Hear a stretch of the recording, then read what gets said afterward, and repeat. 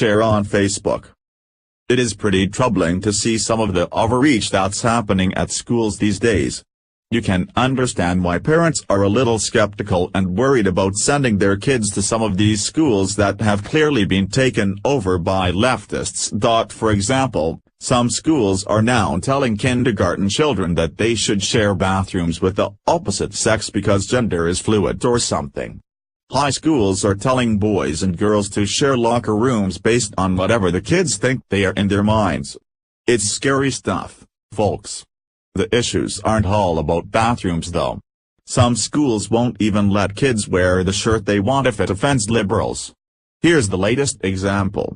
A Georgia family is under fire for allowing a 7th grader to wear a t-shirt that mocked liberal news network CNN on a school field trip to CNN's Atlanta headquarters, but the boy's parents think the school violated the First Amendment by making their son take it off.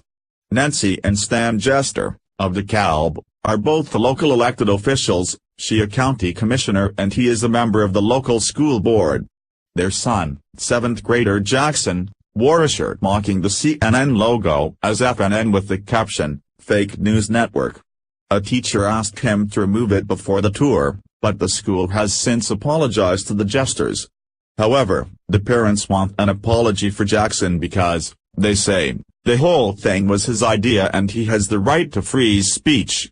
This year when the CNN tour was announced, my 7th grade son Jackson asked me if he could purchase an FNN Fake News Network shirt to wear for his field trip, Stan Jester wrote in a blog post.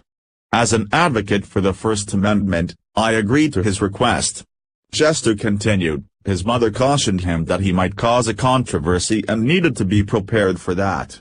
He was fully aware of the implications of his decision and made the affirmative choice to wear his shirt. The boy's father wrote that he is disappointed by the hypocrisy of the decision to make his son change his shirt. Pretty pathetic that something like this would cause an uproar.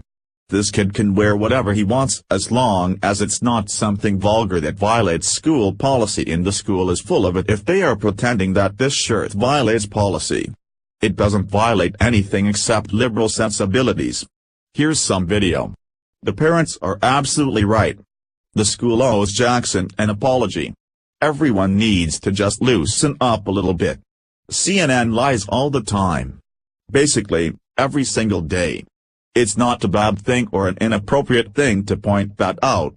This story is reminiscent of the kid who was suspended for shaping a Pop-Tart like a gun while he was eating it. However, that kid did get the lifetime NRA membership out of it, not a bad trade. Regardless, these schools need to just take a deep breath and let kids be kids. Share on Facebook.